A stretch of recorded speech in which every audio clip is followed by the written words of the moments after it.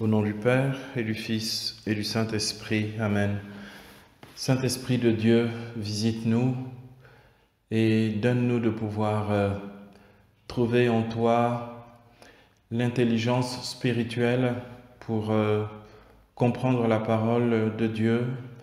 Nous voulons vraiment faire notre nourriture spirituelle et la sagesse de nos vies. Éclaire-nous et parle à nos cœurs, toi qui es l'Esprit qui inspire les Écritures et qui nous fait les aimer. Bénis-nous, Saint-Esprit de Dieu, bénis notre travail, bénis l'œuvre du Seigneur dans la vocation de chacun de nous et continue toi-même de faire fructifier nos vies.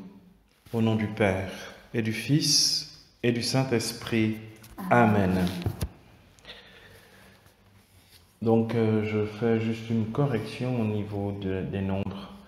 Nous avons compté à partir de l'introduction, mais en fait nous sommes au la huitième leçon sur cette affirmation du Seigneur adressée à Jérémie.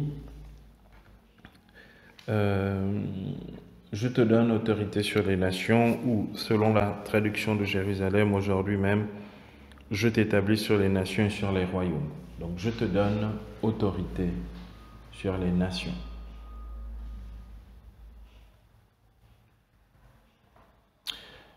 On peut dire que le Seigneur élève son prophète au-dessus des nations du Proche-Orient ancien en déclarant ici dans Jérémie 1:10b, je te donne autorité ou je t'établis sur les nations. Il s'agit en fait du cadre territorial de l'exercice du ministère prophétique et on peut déjà y voir une certaine universalité de la parole prophétique qui ne se limitera pas qu'au seul territoire de Canaan, c'est-à-dire en Israël et en Juda. Habituellement, c'est au roi qu'on donne une autorité territoriale et non pas à un prophète. Dans ce cas-ci, nous avons un fait inédit de la part de Dieu vis-à-vis de son prophète. Il y a comme ça des choses assez étranges que l'on retrouve chez Jérémie et seulement chez lui, où finalement on a le sentiment que le Seigneur veut nous montrer, comment dire, le vrai visage ou la grandeur de la réalité du prophétisme à travers une figure, finalement une personnalité très disponible à tout l'agir de Dieu. Pas seulement un aspect de l'agir de Dieu, il n'est pas seulement un annonceur ou un thaumaturge. Toute sa vie est une disponibilité à manifester le prophétisme et le Seigneur se sert vraiment du prophète pour nous y introduire. Dieu, en effet, a voulu insérer dans la vocation du prophète Jérémie le cadre géographique de la réalisation de sa mission. Donc, l'impression que dès la vocation elle-même, le cadre géographique est inséré à l'intérieur de la vocation prophétique.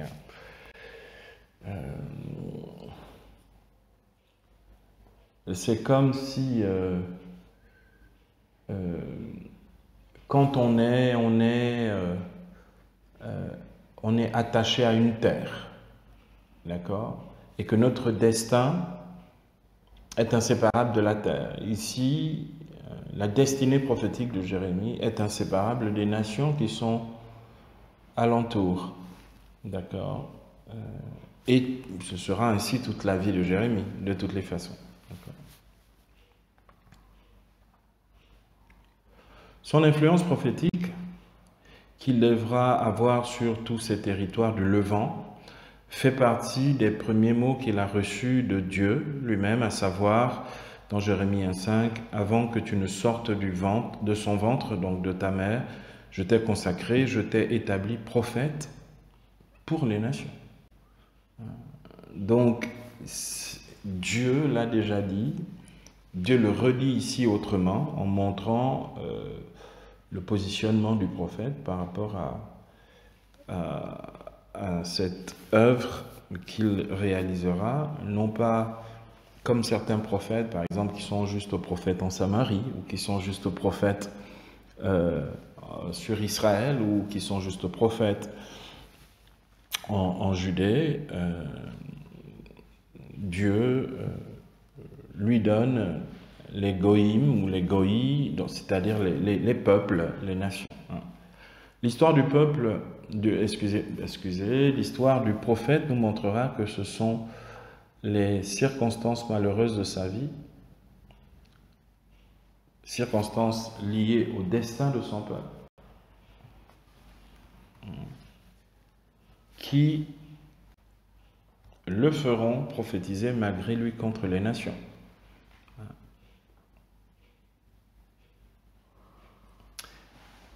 Il s'agit de ces oracles contre les nations que l'on retrouve dans Jérémie chapitre 25 à 38, une première série de prophéties contre les nations, et Jérémie 46 à 51, donc un deuxième bloc, une deuxième série contre les nations. Et ces oracles contre les nations seront dirigés à l'endroit des territoires de l'Égypte. L'Égypte apparaît beaucoup dans la prophétie de Jérémie, la Philistie,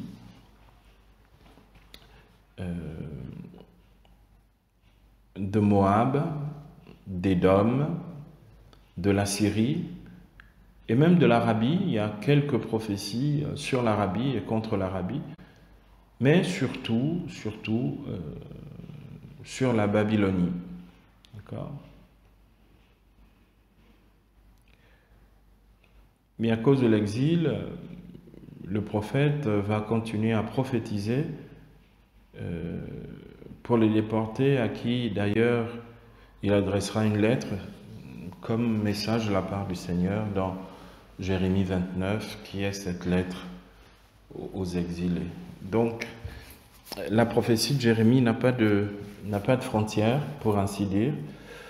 Elle montre donc déjà une certaine universalité de la parole prophétique, attestant ainsi qu'il s'agit de la parole de Dieu, parce que il ne s'agit pas d'une parole d'homme qui est circonstanciée ou qui est limitée géographiquement, mais il s'agit de la parole de Dieu qui remplit tout l'univers.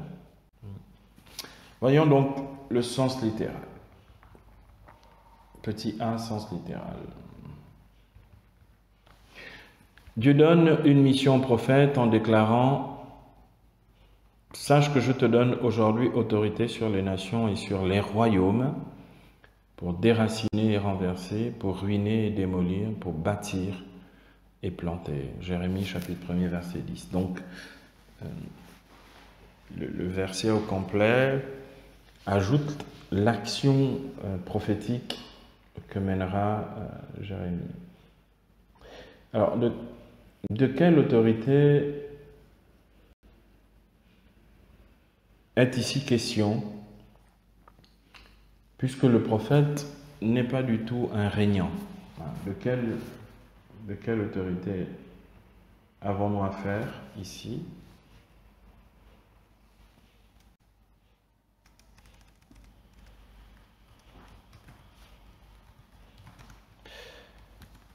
Le prophète n'étant pas un régnant, de quelle autorité parle-t-on? Le Seigneur, Adonai, donc l'Éternel, lui donne autorité sur les nations et les royaumes, clairement. Le texte massorétique utilise le terme pakad plutôt, par exemple, que yakol, avoir le pouvoir, qui a pour sens donner, donc pakad, donner une responsabilité ou une fonction à caractère officiel. Autrement dit, confier une mission officielle. C'est d'ailleurs cette notion du don d'une mission qui est reprise par la traduction du rabbinat français, qui traduit ce verset 10b par « Vois, je te donne mission en ce jour auprès des peuples et des royaumes ». Donc, la nuance est grande entre je te donne autorité et je te donne mission. En revanche, la leçon des 70 restitue Pakad par katestaka, du verbe katistemi, qui signifie mettre à la tête ou mettre au-dessus de quelque chose. D'où l'idée d'autorité induite par ce choix du grec. D'accord. Parce que c'est déjà une position élevée, au-dessus des nations et des royaumes. La leçon latine de la Vulgate suit en cela la leçon grecque, car elle restitue cette idée d'autorité par ecce constituit te, je te constitue ou je t'établis. Autrement dit, je te positionne sur ou je t'institue sur. Mais comme on l'a vu, Pakad renvoie à ce qui avait déjà été dit au prophète lorsque le Seigneur l'établit prophète en déclarant « Je t'établis prophète pour les nations ». Pas « Je t'établis prophète sur les nations ». C'est pour les nations. Donc, ici dans Jérémie 1,5c, c'est davantage vraiment l'idée d'une mission pour et non pas une autorité sur. Il n'y a aucune connotation d'autorité, mais plutôt celle d'une mission qui regarde davantage le prophète que les nations. La vocation est celle du prophète, la mission est celle du prophète. Pareillement, le verset 18, on peut lire au verset 18, moi, aujourd'hui, je fais de toi une place forte, un pilier de fer, un rempart de bronze, face au pays tout entier, face au roi de Juda, à ses ministres, à ses prêtres et à sa milice. Je fais de toi, aujourd'hui.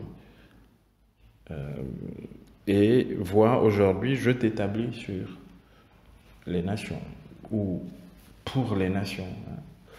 En effet, dans la perspective de la vocation du prophète, il s'agit d'abord de ce que le prophète doit être pour remplir cette mission auprès des peuples et des régnants. Cette mission jérémienne est expliquée dans la parabole en actes qui se déroule sous les yeux du prophète chez le potier, parce que il y a une reprise complète des termes de la prophétie du chapitre 10 ici, que nous étudions, que nous méditons. On lit dans Jérémie 18, versets 5 à 10. À cet effet, on lit « Alors la parole du Seigneur s'adressa à moi, ne puis-je pas agir avec vous, gens d'Israël, à la manière de ce potier, oracle du Seigneur? Vous êtes dans ma main, gens d'Israël, comme l'argile dans la main du potier. Tantôt je décrète de déraciner, de renverser, de ruiner une nation ou un royaume. » Donc les mêmes termes. « Mais si cette nation se convertit du mal qui avait provoqué mon décret, je renonce au mal que je pensais lui faire. Tantôt, je décrète de bâtir et de planter une nation ou un royaume. » Les mêmes termes. « Mais si, au lieu d'écouter ma voix, ils se mettent à faire le mal que je réprouve, je renonce au bien que j'avais décidé de leur faire. » La notion de déraciner, renverser, ruiner, bâtir et planter, donc des versets 7 et 9, que l'on retrouve ailleurs dans le livre de Jérémie, chapitre 31, 28, chapitre 45, verset 4, sur les nations, les royaumes et même sur Israël, ne sont manifestement pas l'œuvre du prophète comme cela est indiqué au verset 10, mais elles sont bien l'œuvre de Dieu, comme on le voit ici clairement exprimé. Donc, c'est la parole de Dieu qui déracine, renverse et ruine. C'est la parole de Dieu qui bâtit et plante. Donc, c'est Dieu qui opère par sa parole. Le prophète n'est que le prophète de la parole. Donc, accuser Jérémie d'être violent pour abattre, déraciner et saccager, c'est ignorer les Écritures. En ce qui concerne le prophète Jérémie, il s'agit donc d'une mission universelle qui lui est confiée auprès des peuples, des Goïs, à qui il devra faire connaître les décrets divins en vue de leur salut. Car il est écrit au verset 8, « Mais si cette nation, ou ce peuple, se convertit du mal qui avait provoqué mon décret, je renonce au mal que je pensais lui faire. » Donc, il ne s'agit pas de prophétie de malheur, comme on dit habituellement. Il s'agit de prophétie de salut. Parce que déraciner, renverser, ruiner, etc., sont la même action divine que bâtir et planter. Il n'y a aucun moment une intention de Dieu de ne pas sauver l'homme. Donc, si la perspective est de considérer que Dieu voit comme voient les hommes, Dieu parle comme parlent les hommes, ou Dieu agit comme agissent les hommes, alors ce n'est plus Dieu. Du coup, il est important de considérer donc le divin ou la dimension théophanique de la parole prophétique pour ne pas faire dire à la parole ce qui ne concerne pas Dieu du tout. Voilà. De toutes les manières, le prophète ne peut utiliser que le langage, le vocabulaire à sa disposition, et on voit bien que le Seigneur est obligé d'utiliser images, métaphores et symboles pour essayer d'approcher la réalité humaine, mais la réalité humaine a du mal à approcher la réalité divine malgré cette simplification, entre guillemets, de la révélation. Petit b à présent, sens spirituel.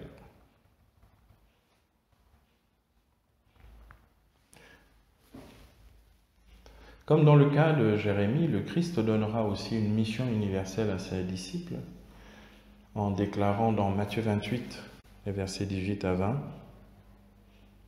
« Tout pouvoir m'a été donné au ciel et sur la terre. Allez donc de toutes les nations, faites des disciples, les baptisant au nom du Père, du Fils et du Saint-Esprit, leur apprenant à garder tout ce que je vous ai prescrit, et moi je suis avec vous pour toujours jusqu'à la fin des temps. »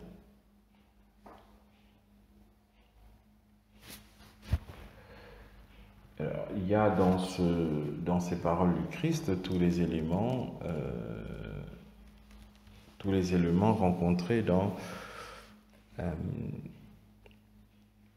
la mission de Jérémie. Comme on peut aisément le voir, le pouvoir a été donné au Christ par Dieu, ce qui signifie pour nous, les disciples, comme déjà pour Jérémie, ce que dit Paul dans 2 Corinthiens 3,5, que notre capacité vient de Dieu. Il ne s'agit pas du pouvoir sur les nations. Il s'agit du pouvoir en tant que capacité venant de Dieu pour accomplir une mission.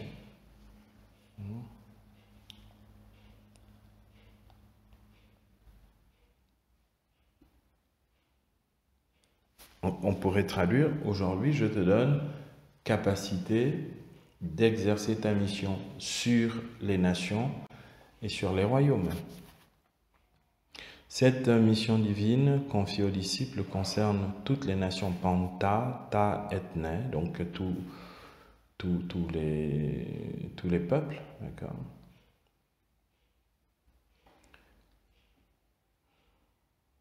Et l'autorité spirituelle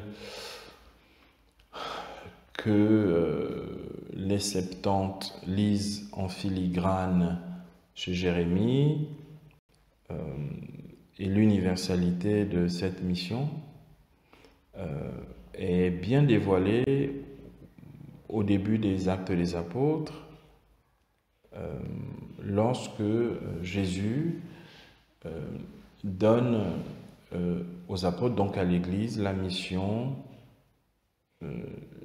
d'un témoignage jusqu'aux extrémités de la terre. Dans Acte 1:8, vous allez recevoir une puissance, c'est dunamis que l'on peut traduire aussi par pouvoir, autorité, etc., pour être témoin à Jérusalem, dans toute la Judée, la Samarie, jusqu'aux extrémités de la terre. Donc on voit bien que dans le dessein de Dieu,